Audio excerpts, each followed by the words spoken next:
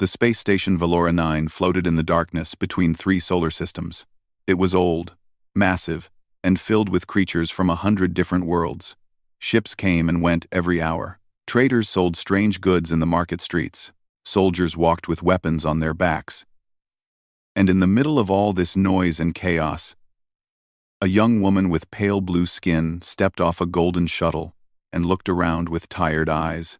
Her name was Lyra, and she belonged to House Ven, one of the oldest noble families of the Aelith people.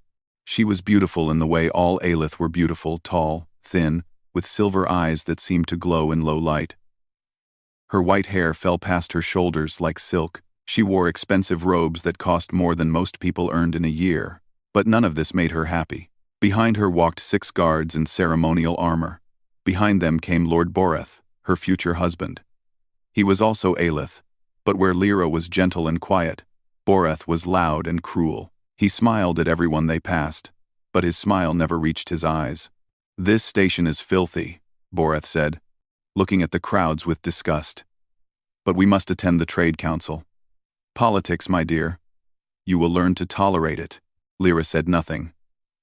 She had learned long ago that speaking her mind only made things worse. They walked through the main plaza, where hundreds of aliens moved in every direction. Lyra saw creatures with 4 arms, creatures with scales, creatures that floated instead of walked. The galaxy was full of strange and wonderful life. She wished she could stop and talk to them. Learn about their worlds. Hear their stories. But she was a noble woman of House Ven. She was not allowed to speak to common people. Then she saw them. 2 figures stood near a food stall, eating from small bowls. They looked almost like Aelith. 2 arms, 2 legs, similar body shape. But something about them was different. Their skin was darker, a warm brown color. Their movements were smooth but heavy, like they were used to carrying great weight, and the other aliens around them kept their distance, giving them space as if they were dangerous animals. "What are those?" Lyra asked softly. One of her guards leaned close. "Humans, my lady. From the planet Earth. Humans." Lyra had heard stories about them, but she had never seen one in person.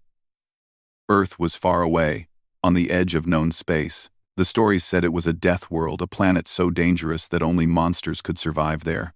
She watched the 2 humans eat. One was a man, tall and lean with short black hair. He held his bowl carefully and ate with quiet focus. The other was a woman, shorter, with her hair tied back. She was talking and laughing about something, punching the man's shoulder in a friendly way. They did not look like monsters. They looked normal. The man seemed to feel her stare. He looked up, and their eyes met across the crowded plaza. Lyra felt her heart jump in her chest. His eyes were dark, calm, and steady. He did not look away like most people did when they saw nobility. Instead, he gave her a small nod, polite and simple, then returned to his food. Lyra felt heat rise to her cheeks. She quickly looked away. "Come," Boreth said, grabbing her arm. "We have important people to meet. Stop staring at the animals." Lyra let herself be pulled away, but she looked back one more time. The human man was gone, lost in the crowd. On the other side of the plaza, Kang Taeho finished his noodles and set down the bowl. "That noble woman was staring at you," said Yunmina, his partner and mechanic. She grinned at him. "Maybe she thinks you're handsome." "She was probably just surprised to see humans," Taeho said. "Most stations out here have never met our kind. Their loss." Mina stretched her arms above her head. "Anyway, we need to buy supplies. The water filter is dying, and we're low on protein packs." Taeho nodded. He was the captain of a small cargo ship called the Sokcho. It was not a fancy ship, but it was his. He and Mina had been flying together for 3 years now, taking jobs across the frontier. It was hard work, but it was honest. They walked through the market, and Taeho noticed how the other aliens looked at them. Some stared with curiosity. Others moved away quickly, fear in their eyes. One small creature actually ran when Mina smiled at it. "I don't understand," Mina said, frowning. "I was just being friendly." I was just being friendly. They're scared of us, Tejo said quietly. Scared? Why? We're not doing anything. Tejo had heard the stories that other species told about humans. They said Earth was a nightmare planet, where the gravity crushed bones and the air was poison. They said humans were hunters who never stopped chasing their prey. They said humans could survive injuries that would kill any other creature.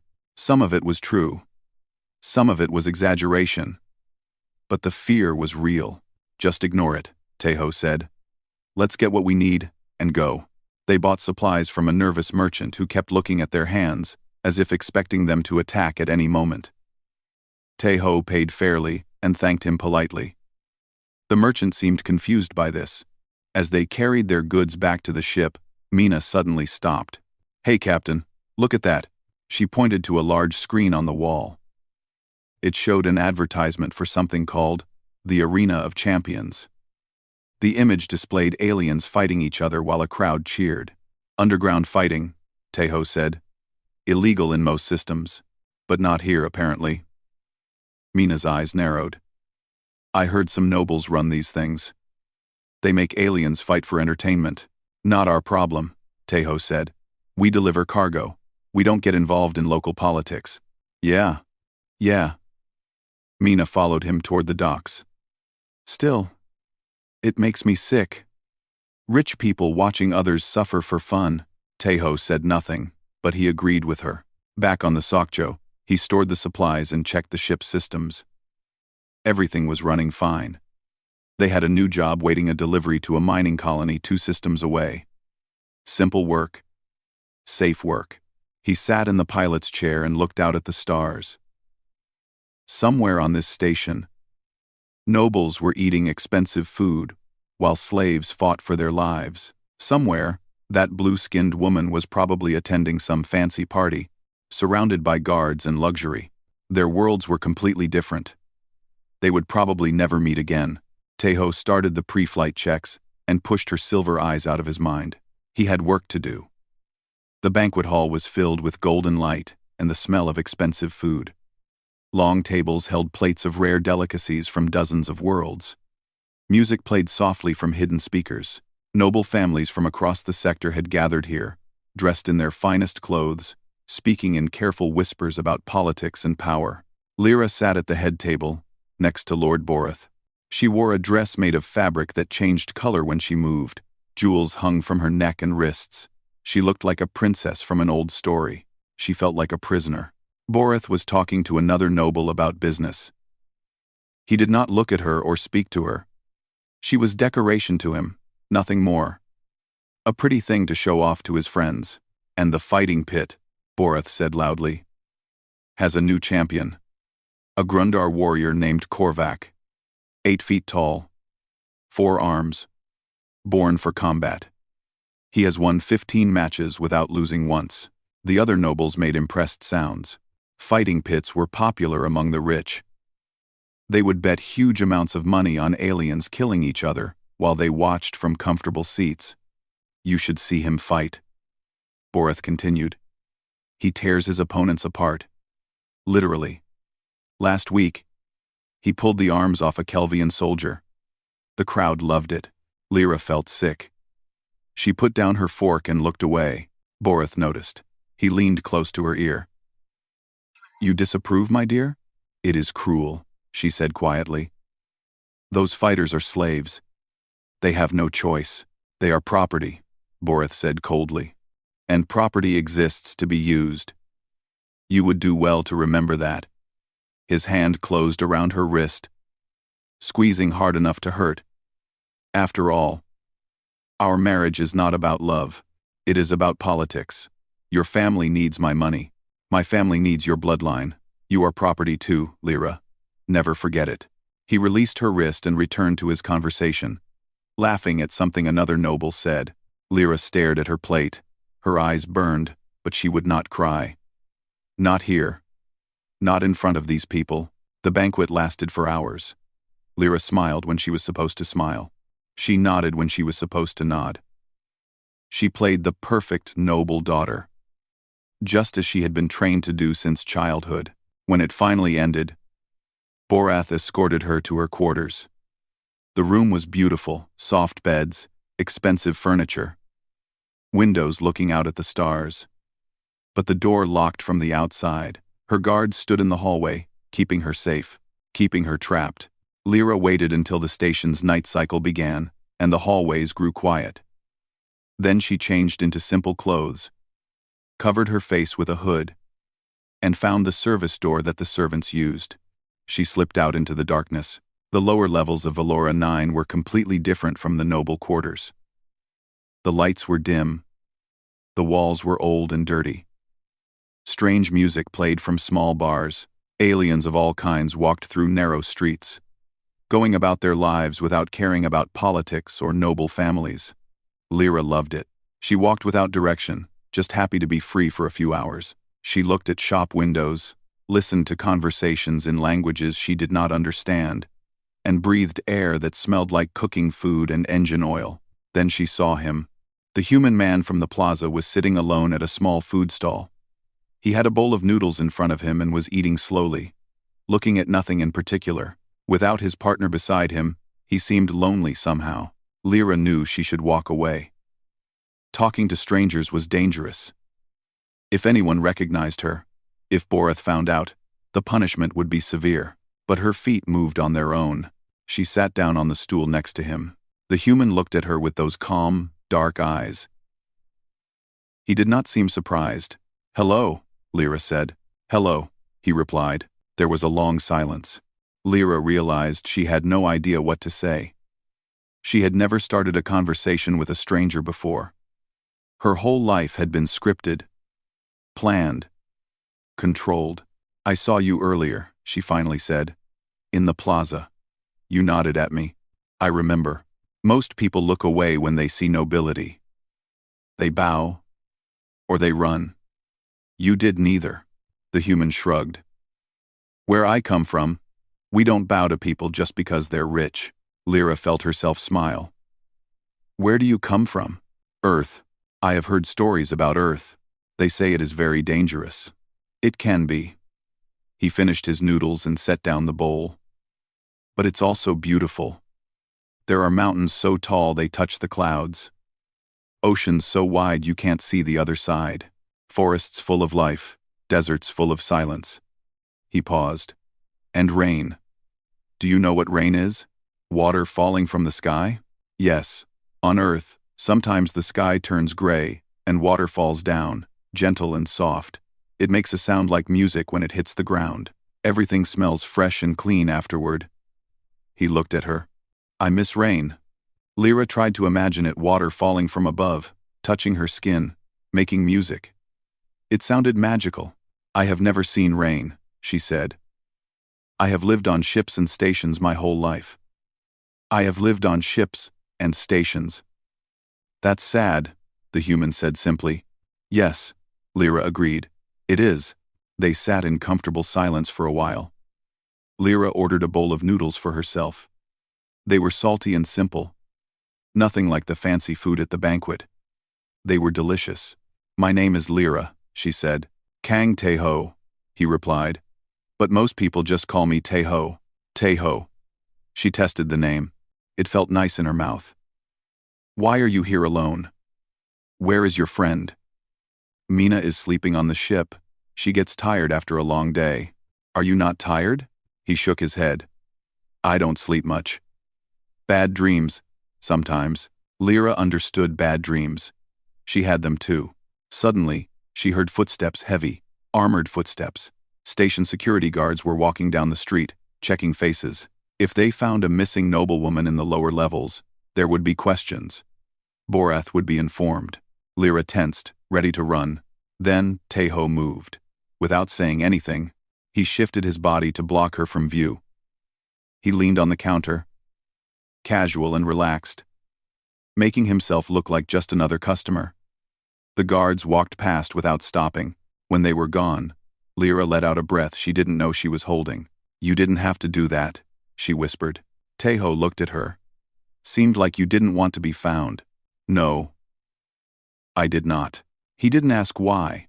He didn't demand explanations or expect anything in return. He just helped her. A stranger, for no reason at all. Lyra felt something warm bloom in her chest. She didn't know what to call it. "I should go back," she said reluctantly. "Before they notice I'm gone." Tejo nodded. "Be careful." She stood up, then paused. "Will you be here tomorrow night?" He looked at her for a long moment. Something flickered in his dark eyes. Surprise. Maybe. Or curiosity. "Maybe," he said. Lyra smiled, a real smile this time, and disappeared into the shadows. Tejo watched her go. He didn't know her story. He didn't know why she was sneaking around in cheap clothes, hiding from guards. But he recognized the look in her silver eyes. It was the look of someone trapped in a cage they couldn't escape. He knew that feeling well. He ordered another bowl of noodles and ate alone in the dim light, thinking about rain and silver eyes and the strange paths that life sometimes took. Lyra could not stop thinking about him. During the long meetings and boring dinners that filled her days, her mind kept returning to the quiet human at the noodle stall. The way he spoke about rain. The way he protected her without expecting thanks. The warmth in his voice when he talked about his home. She wanted to know more. On the third day, she found her chance. Boreth was busy with a secret meeting she was not allowed to attend. Her guards were distracted. She slipped into the station's public archive, a massive library of digital information open to anyone. She found a quiet corner, activated a terminal, and typed one word: humans. The screen filled with data. Lyra began to read, and slowly, her blood turned cold. Earth was officially classified as a Class 1-2 death world. On the galactic scale, any planet rated above Class 6 was considered too dangerous for civilized life. Most intelligent species evolved on peaceful worlds with gentle climates and stable ecosystems. Earth was the opposite. The gravity was crushing nearly 10 times stronger than some Aelith colony worlds. The atmosphere was thick with oxygen, a highly reactive gas that caused fires and explosions. The planet was covered with dangerous extremes: burning deserts, frozen wastelands, violent oceans, volcanic mountains, and the life forms were nightmares. Predators hunted in every environment: giant sharks in the water, packs of wolves on land, swarms of insects that could strip flesh from bone, poisonous snakes, venomous spiders, creatures with claws and teeth designed to kill. Humans evolved in this hell. They were not the strongest or fastest animals on their world. They survived through two terrible advantages. First, endurance. Humans could walk and run for hours without stopping. They would chase prey across miles and miles of terrain, never giving up, never slowing down, until their target collapsed from exhaustion. Other species called this persistence hunting. The files described it as one of the most terrifying hunting methods in the known galaxy. Second, adaptation. Humans could eat almost anything. They could survive in almost any climate. They could heal from injuries that would kill other species. Their bones could break and grow back stronger. Their skin could tear and seal itself with new tissue.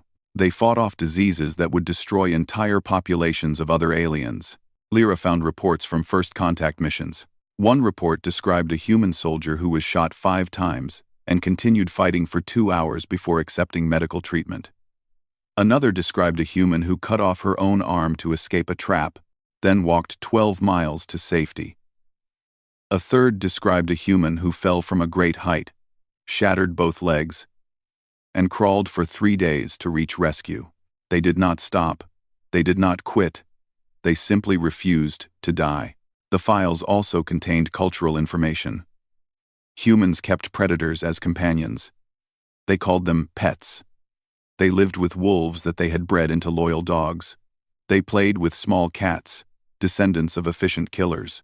They thought this was normal. Humans consumed poison for fun. Alcohol, caffeine, capsaicin substances that could damage or kill other species. Humans swallowed them by choice. For pleasure. Sometimes mixing multiple poisons together in elaborate drinks. Humans experienced something called adrenaline, a chemical their bodies produced in dangerous situations. It made them stronger, faster, and immune to pain for short periods. Many humans deliberately sought out dangerous activities to trigger this response. They jumped from cliffs. They fought each other with their bare hands. They called it excitement. Lyra's hands were shaking as she read. The reports included warnings for other species. Do not make direct eye contact for extended periods. Humans may interpret this as a challenge. Do not touch a human without permission. They may react with violence. If a human smiles and shows teeth, do not panic. This is often a sign of friendship, not aggression. One section discussed human warfare. Humans had been fighting each other for their entire history. They had developed weapons of terrible power, explosives that could level cities, poisons that could kill millions, machines that could burn entire continents. They had used these weapons on themselves, on their own kind, multiple times, and yet they had survived.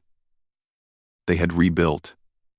They had kept going. The final section contained a simple statement from a Galactic Council military analyst. In single combat, an unarmed human is more dangerous than most armed soldiers of other species. Their strength, endurance, pain tolerance, and psychological resilience make them extremely difficult to defeat. Recommendation: avoid physical confrontation with humans whenever possible. Lyra closed the file and sat back. She thought about Taeho, his gentle voice, his calm eyes, his soft words about rain and mountains. He had seemed so peaceful, so kind, but according to these files, he was a monster. A predator from a nightmare world. A creature that could chase prey until it died from fear and exhaustion. A being that could survive injuries that would kill her 10 times over. How could both things be true? She remembered how the other aliens moved away from him in the market, how the merchant looked at his hands with fear, how even the station security seemed nervous around humans. They knew. They all knew what humans were capable of. But Taeho had not hurt anyone. He had eaten noodles and talked about oceans. He had protected her from guards without being asked. Maybe the files told only part of the story.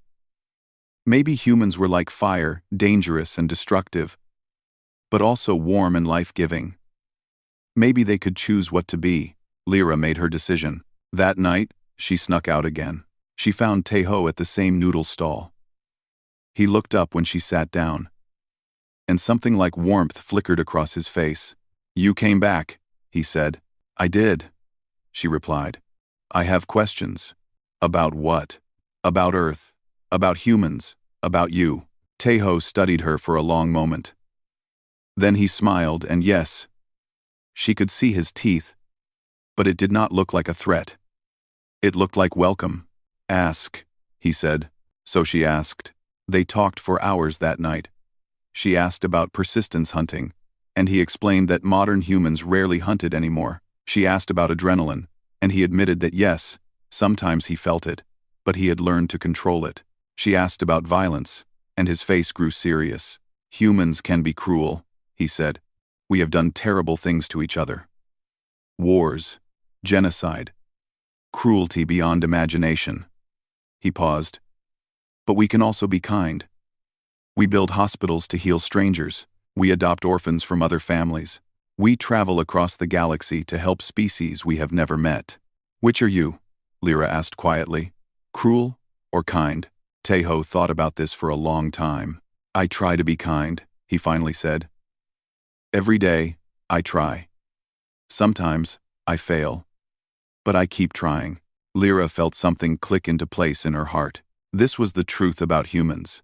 They were not simply monsters or angels. They were both. They carried the capacity for terrible violence and beautiful kindness inside them. And every day, they chose which one to let out. Taeho had chosen kindness, and that made him braver than any warrior. She reached out and touched his hand. His skin was warm and rough, nothing like the smooth coolness of Aelith flesh. He looked at her with surprise but did not pull away. "Thank you," she said. "For what?"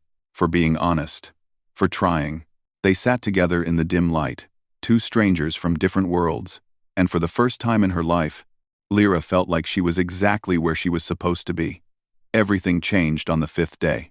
Taeho was checking the ship's engine when his communication device started screaming. It was an emergency frequency, one that Mina would only use if something had gone terribly wrong. He grabbed the device and answered. Mina? What's happening? No response, just static. Then a voice came through, but it was not Mina's. Hello, human. My name is Lord Boreth of House Kell. I believe you have something I want. Teho's body went cold. He recognized that name. Lyra had mentioned it once, her voice full of quiet hatred. Her future husband. The cruel noble who ran the fighting pits. Where is Mina? Teho asked. Your little partner was found snooping near my private docks. She was accessing restricted files. Very naughty. Borath's voice was smooth and amused. She discovered some of my business activities. I cannot allow that information to spread. If you hurt her, oh, I will definitely hurt her. But not quickly. You see, I have a fighting pit that needs entertainment. A human woman fighting for her life. Imagine how excited my guests will be. Teho gripped the device so hard the metal creaked. What do you want? I want you to leave. Take your ugly ship and fly away. Never return to this station. If you do this, I will make your partner's death quick and clean. If you refuse, or if you try to rescue her, I will make her suffer for days. Do you understand? Teho said nothing. You have 1 hour to leave the station. Boreth continued. My guards are watching your dock. If you are still here when the time runs out, I will assume you have chosen to watch her die slowly. Goodbye, human. The communication ended. Teho stood alone in his ship, thinking. Boreth expected him to run. That was what a smart person would do. Mina was already captured, heavily guarded, trapped in enemy territory. Trying to save her would be suicide. Boreth did not understand humans. Teho opened a storage locker and looked at its contents. He had a gun, but guns would not help here. Boreth had an army of guards. This was not about firepower. This was about making a statement. He closed the locker and walked out of the ship with nothing but the clothes on his back. The fighting pit was located in the entertainment district, hidden behind a fancy restaurant. The entrance was guarded by large aliens in black armor. They looked at Teho as he approached. You're not on the guest list, human, one guard said. I'm here to fight, Teho replied. The guards looked at each other and laughed. Fight? You? Against what? Against whoever is holding my friend. The laughter stopped. One guard spoke into a communication device, then listened to the response. His expression changed from amusement to something else. Curiosity. Maybe. Or hunger. Lord Boreth will see you, the guard said. Follow me. The pit was underground, a large arena surrounded by rising seats filled with wealthy nobles. Bright lights shone down on the blood-stained floor. The air smelled like sweat and fear and old violence. Teho was led to the center of the arena. Above him, hundreds of eyes watched from comfortable seats. They were drinking expensive wine and eating delicate snacks, as if this was just another show. On a raised platform at the front sat Lord Boreth. He was thin and elegant, with cold blue skin and eyes like winter ice. Beside him sat Lyra, dressed in noble robes, her face carefully blank, but Teho saw her hands. They were gripping her seat so tight, her knuckles had turned white. Well, Boreth said, his voice amplified by speakers. The human came. How delightful. He gestured. And guards brought Mina into the arena. She was bruised and bleeding, her hands bound behind her back, but her eyes were still fierce. Teho, she shouted. What are you doing here? I told you to run. You know I can't do that, he said. Idiot. Stupid, stubborn idiot. Boreth laughed. How touching. The humans care about each other. This will make the entertainment even better. He leaned forward. Here is my offer. Earthling, you and your partner will both die tonight, that is certain, but I am a sporting man. If you can survive 1 round against my champion, barehanded, I will let your friend die quickly. A mercy. Considering her crimes, the crowd murmured with excitement. And if I win, Teho asked. Borith's smile flickered. Win? Against Korvac? He laughed again. Very well. If you somehow win, which is impossible, I will release your friend unharmed. I want witnesses, Teho said.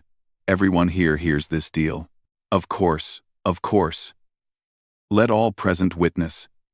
If this human defeats my champion in bare-handed combat, his partner goes free.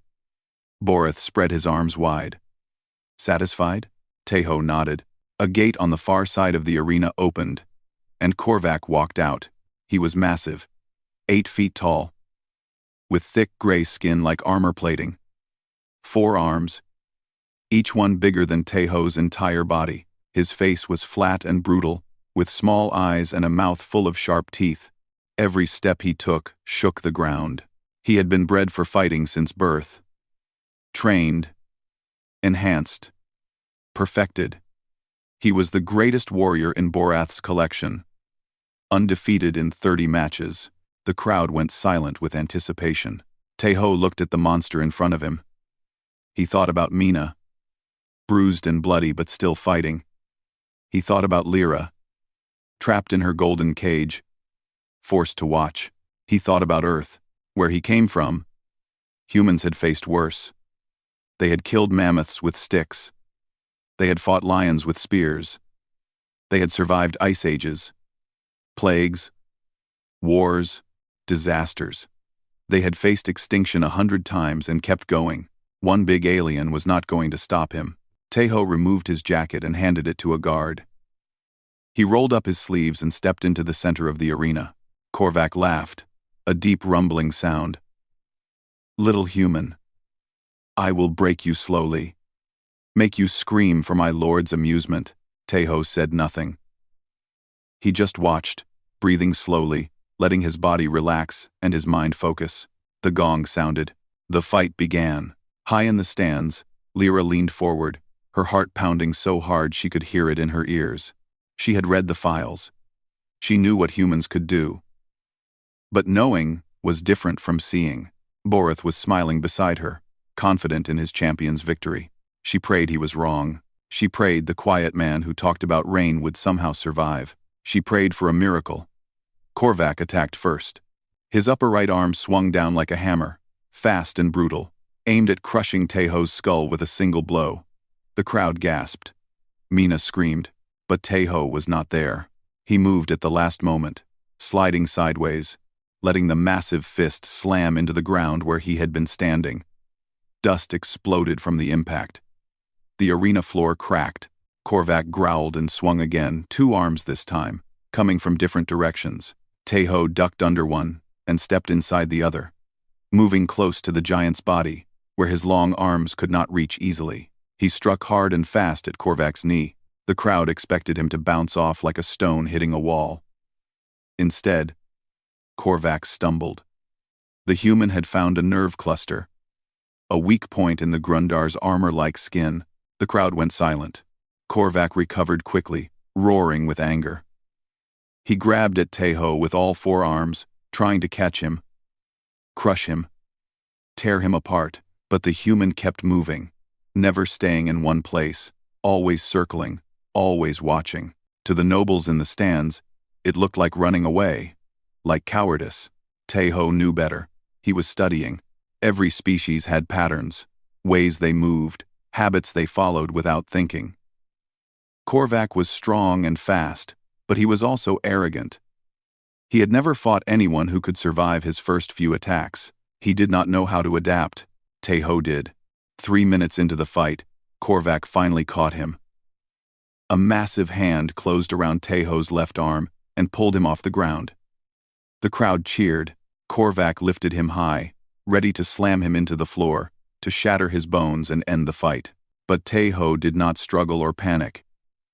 Instead, he used Korvac's grip as leverage, swinging his body up and driving both feet into the giant's face. His heels hit Korvac's eyes with perfect aim. Korvac screamed and dropped him, hands going to his damaged face. Teho hit the ground, rolled, and was back on his feet in less than a second. Blood ran from cuts on his arm where Korvac's grip had torn his skin. He ignored it. The crowd was no longer cheering. They were watching in confused silence. This was not how fights were supposed to go. The weak creature was supposed to die quickly for their entertainment. What was happening? High in the stands, Lord Boreth's smile had disappeared. His hands gripped the arms of his chair, knuckles turning pale. Lyra could not look away. Her eyes were locked on Tejo, watching every movement, every breath. She had read about persistence hunters, but she had never truly understood until now. Tejo was not trying to win quickly. He was wearing Korvac down. Every strike he landed caused damage. Every attack he dodged made Korvac more frustrated, more tired, more careless. He was hunting. The fight continued. Korvac landed a blow to Tejo's side. The human flew across the arena and crashed into the wall. Several of his ribs cracked. The pain was enormous. He got back up. Korvac hit him again. And again. Blood poured from wounds on Tejo's face and body. His left eye swelled shut. One of his fingers bent at a wrong angle. He got back up. Every time. The crowd began to whisper. Some of them had heard stories about humans but had never believed them. Now they watched with their own eyes as a creature half Korvac's size refused to fall, refused to surrender, refused to die. "What is he?" someone whispered. "Monster," another answered. Mina was crying now, fighting against the guards holding her. "Tejo, please, just stay down. You'll die." But Tejo could not hear her. His world had narrowed to just him and Korvac. Nothing else existed. Just the fight. Just survival. His ancestors had chased mammoths across frozen plains for days until the great beasts collapsed. His ancestors had tracked wounded lions through African grass until the predators had no strength left to run. His ancestors had survived because they never, ever stopped. Tejo was their son. 20 minutes into the fight, something changed. Korvac was slowing down. His attacks were weaker, sloppier. His breathing was heavy and labored. He had used all his strength trying to crush this tiny human. And somehow the human was still standing. "Fall down," Korvac gasped. "Why won't you fall down?" Tejo smiled. His lips were split and bloody, but the smile was real. "Because I'm not done yet." He moved forward. No more running, no more circling. Now he attacked. 3 quick strikes to Korvac's lower left arm hit the joint in a precise pattern. The arm went limp, nerves screaming, muscles refusing to work. Korvac howled in shock. Tejo did not stop. He flowed like water, finding every weak point, every gap in the giant's defenses.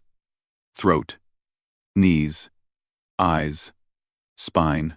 He struck again and again, each hit calculated, efficient, devastating. Korvac swung wildly with his remaining arms, but Tejo was inside his guard now, too close to hit. The human grabbed one of Korvac's fingers and twisted. The crack of breaking bone echoed through the silent arena. The giant stumbled backward, shocked and afraid for the first time in his life. Tejo followed. He jumped, using Korvac's own body as a ladder, climbing up until he reached the massive neck. His arm wrapped around Korvac's throat in a chokehold that every human soldier learned in basic training. Korvac thrashed and spun, trying to shake him off. But Tejo held on with strength that seemed impossible for his size, his arm tightening like iron, cutting off blood flow to Korvac's brain. 10 seconds passed. 20, 30. Korvac's movements became weak. His eyes rolled back. His legs buckled. The champion fell. Tejo rode him down, keeping the chokehold locked until Korvac's massive body hit the ground and went still. Only then did he release his grip and stand up. He looked down at the unconscious giant beneath his feet. "We're done," he said. The arena was absolutely silent. No one moved. No one spoke. No one breathed. Then, slowly, Tejo turned and looked up at Lord Boreth. "You promised," he said. His voice was quiet but somehow carried through the entire stadium. Everyone heard. "Release her." Boreth's face was white with rage and fear. He opened his mouth to give an order to his guards, to his soldiers, to anyone who could fix this impossible situation. But before he could speak, Lyra stood up. She had not planned it. She had not even consciously decided. Her body simply moved on its own, standing from her seat, stepping forward until she was at the edge of the platform, looking down at the broken, bloody human who had just done the impossible. He stood alone in the center of the arena, surrounded by enemies, barely able to stay upright. Blood dripped from dozens of wounds. His face was bruised almost beyond recognition.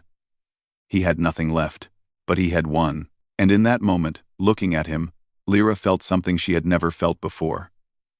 It burned in her chest like fire. It filled her with longing so intense she could barely breathe. The words escaped her lips before she could stop them. "I wish he were mine." Her voice was barely a whisper. No one should have heard it. But in the absolute silence of the arena, everyone did. Boreth's head snapped toward her, his eyes wide with shock and fury. The crowd began to murmur, then to talk, then to shout. And down in the arena, Kang Tae-ho looked up at the blue-skinned woman standing above him, and something in his dark eyes changed.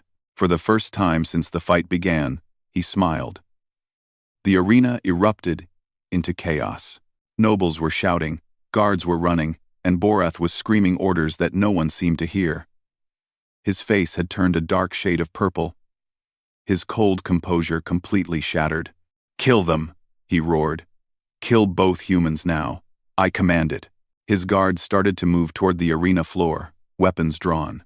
There were at least 20 of them, enough to overwhelm even a human, especially one as badly wounded as Tae-ho. But then Lyra did something that shocked everyone. She raised her hand and spoke in a voice that rang through the stadium like a bell. "I invoke the right of sanctuary." Everything stopped. Even Boreth froze, his mouth hanging open. The right of sanctuary was an ancient Aelith law, older than the noble houses themselves. It allowed any member of a great family to place another being under their protection. Harming someone under sanctuary was considered an attack on the family itself. The punishment was war. "You cannot," Boreth hissed. "They are criminals. Property. You have no right." "I am Lyra of House Ven," she said, her voice steady even though her heart was pounding. "My blood is pure. My authority is real. These humans are now under my protection. Any who harm them declare war on my entire house." She looked directly at Boreth. "Do you wish to declare war, my lord?" Boreth's guards stopped moving. They looked at each other, uncertain. House Ven was powerful, wealthy, connected, with allies across the sector. Boreth's family was rich, but they could not survive a direct conflict. The other nobles in the crowd were watching carefully.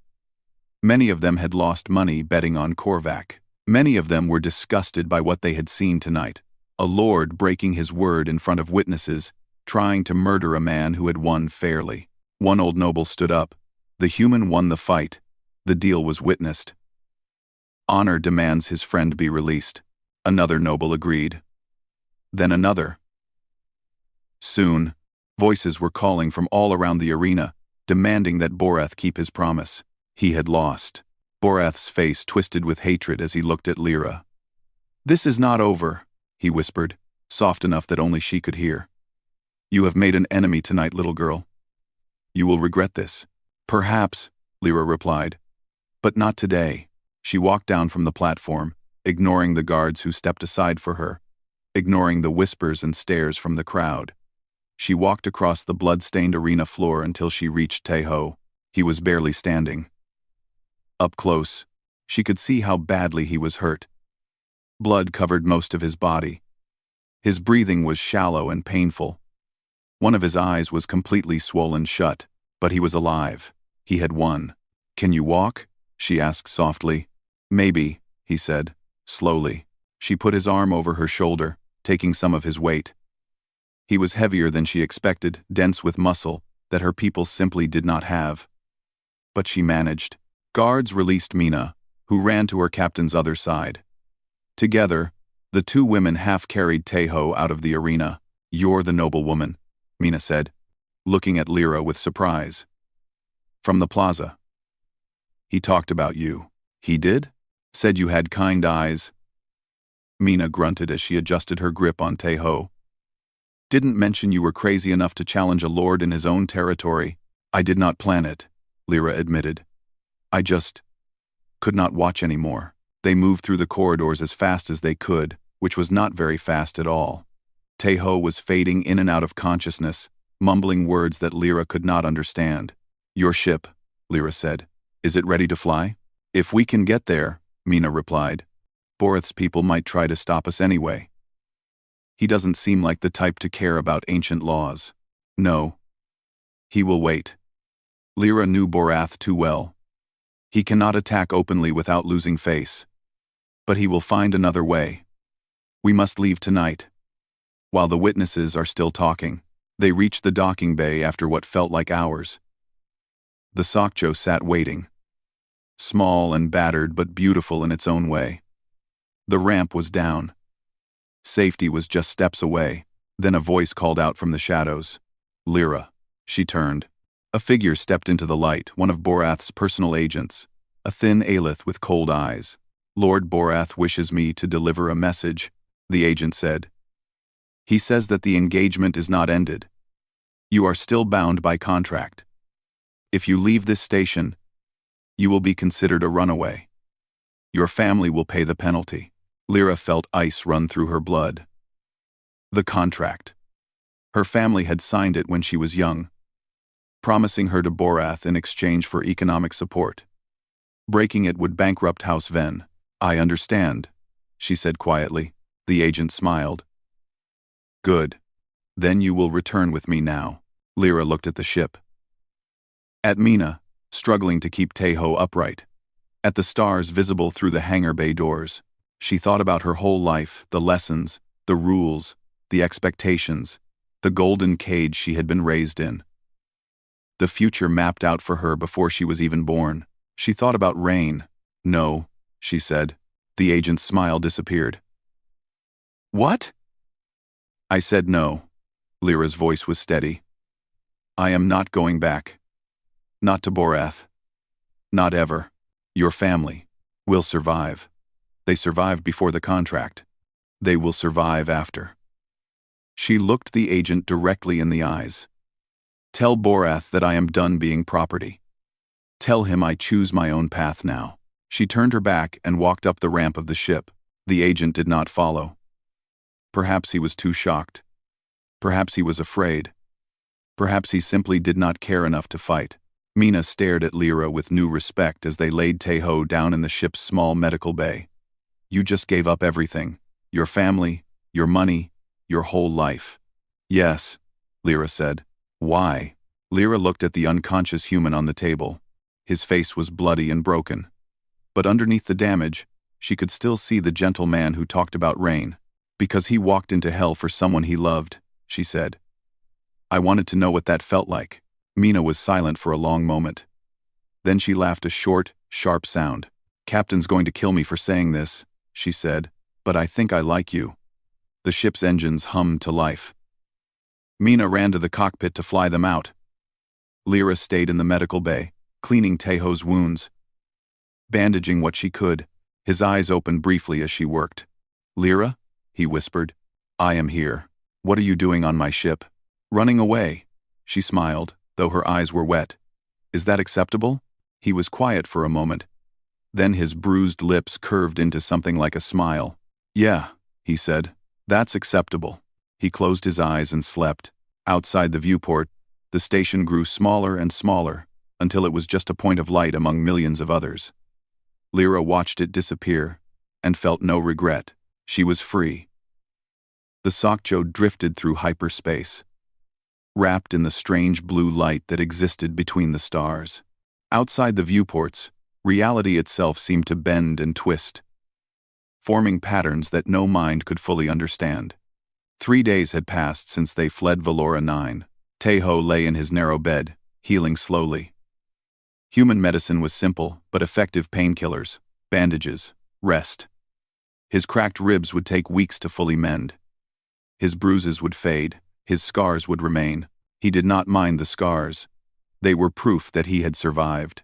Mina checked on him every few hours, bringing food and water, complaining about the extra work she had to do without him. but her eyes were soft with relief every time she saw him awake. "You're an idiot," she told him for the 100th time. "Walking into a fighting pit with no weapons against a creature twice your size. You could have died, but I didn't. That's not the point." "What is the point?" Mina threw her hands up in frustration. "The point is that I can't run this ship alone. Who would fix the engine when it breaks? Who would negotiate with customs officers? Who would I yell at when things go wrong?" Tejo smiled. "You were worried about me. Of course I was worried about you. You stupid man." She punched his shoulder gently, avoiding his injuries. "Don't do it again." "Fiver." "I can't promise that. Then at least give me warning next time." She stood up and walked to the door. "Also, your new girlfriend is floating around the cargo bay looking lost. Maybe go talk to her. She's not my—" But Mina was already gone, laughing as she walked away. Tejo sighed, then carefully sat up. Every movement hurt, but the pain was manageable now. He pulled on a shirt and made his way slowly through the ship's narrow corridors. He found Lyra in the cargo bay, just as Mina had said. She was standing near the viewport, staring at the swirling colors of hyperspace. She had changed out of her noble robes into simple clothes borrowed from Mina, pants and a loose shirt, practical and plain. She looked smaller without all the expensive fabric, more real. "Can't sleep?" he asked. She turned. Her silver eyes reflected the blue light, making them seem almost liquid. "The colors are strange." "Beautiful, but strange." He walked over to stand beside her. "First time in hyperspace?" "Yes. The ships I traveled on before had no windows in the passenger sections. They said it was safer that way." She smiled faintly. "They never let me see anything dangerous." And now?" "Now I am on a tiny cargo ship with a wounded human and his angry mechanic, running from a powerful lord who wants to destroy me."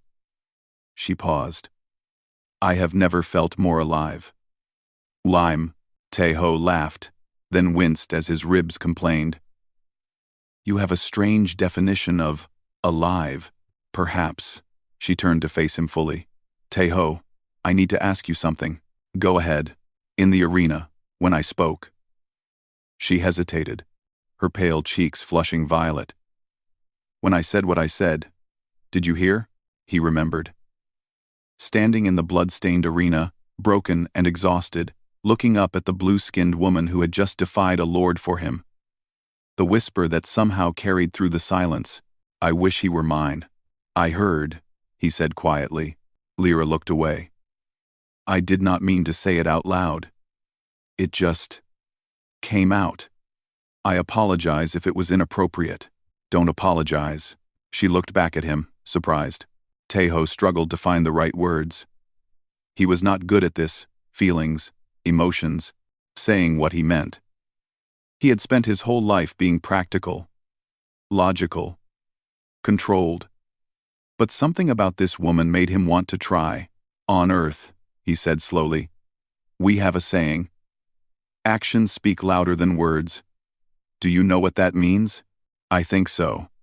It means what someone does is more important than what they say." "Right." He took a breath. "So here's what I know. You gave up everything, your family, your wealth, your entire life, to help two strangers escape. You stood in front of a lord and told him no. You chose freedom over safety, uncertainty over comfort." He met her eyes. "That tells me more about who you are than any words ever could. And I like who you are." Lyra was silent for a long moment. The blue light of hyperspace swirled around them, strange and beautiful, and utterly unreal. "I don't know who I am anymore," she admitted. "I was raised to be a noble daughter, a political prize, a piece of property. Now I am none of those things. I don't know what's left." "Then figure it out." Tejo shrugged carefully, to avoid hurting his ribs. "That's what freedom is. You get to decide who you want to be." "Is it that simple?" "No. It's hard. It's scary. You'll make mistakes." She stared at him. Then, slowly, she reached out and took his hand. His skin was warm and rough against her cool smoothness. I would like that, she said softly. Not being alone, they stood together at the viewport, hand in hand, watching the colors of hyperspace flow past. Mina found them there an hour later. She rolled her eyes but said nothing, just smiled and quietly walked away. The next morning, Taeho finally felt strong enough to leave his bed properly. He made his way to the cockpit, where Mina was checking their course. "So," she said without looking up, "where are we going?" It was a good question. They could not return to Valora 9. They could not go anywhere. Borath had influence, which included most of the major stations in this sector. They needed to disappear, at least for a while. "There's a frontier system I know," Taeho said. "Far from the main trade routes. Small colony, independent. No noble houses. They always need cargo runners. Sounds boring. It's safe." Mina considered this. Safe is good. For now. She entered the coordinates. New course set. "Will arrive in about 6 days. Taeho nodded and left her to her work. He found Lyra in the common area, trying to operate the food synthesizer. She was pressing buttons randomly, getting increasingly frustrated. "Push the green one first," he said. "Then select what you want." She followed his instructions and was rewarded with a steaming cup of something that almost resembled coffee. She sniffed it suspiciously. "It tastes better than it looks," he promised. She took a sip and made a face. "That is a low bar." He laughed again, and this time the pain in his ribs was barely noticeable. They sat together at the small table, drinking terrible synthetic coffee, talking about everything and nothing. She told him about growing up in House Ven, about the endless rules and expectations, about the dream of freedom she had carried in her heart since childhood. He told her about Earth, about the oceans and mountains, about the feeling of rain on skin, about the family he had left behind to wander the stars. They were two strangers from different worlds, with different bodies and different histories. But somehow, in the cramped common area of a battered cargo ship, they found common ground. Outside the viewport, unfamiliar stars began to emerge from the fading hyperspace field. A new system. A new beginning. "Taeho," Lyra said as the first planet came into view. "Yes? What you said before about actions being louder than words." She paused. "What action would you want me to take?" He thought about it. Then he reached out and gently brushed a strand of white hair from her face. "Stay," he said simply. "Not because you have nowhere else to go. Because you want to." She caught his hand and held it against her cheek. Her skin was cool and smooth, utterly different from his. Utterly wonderful. "I want to," she said. And somewhere out in the vast, dangerous, beautiful galaxy, a new story was beginning. The cargo ship Sokcho descended toward the frontier colony, carrying its crew of 3 toward whatever adventures waited ahead. Kang Tae-ho sat in the pilot's chair, guiding them down. Yoon Mina monitored the systems, complaining about everything.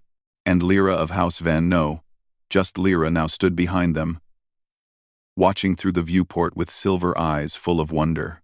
She had lost everything. She had gained everything.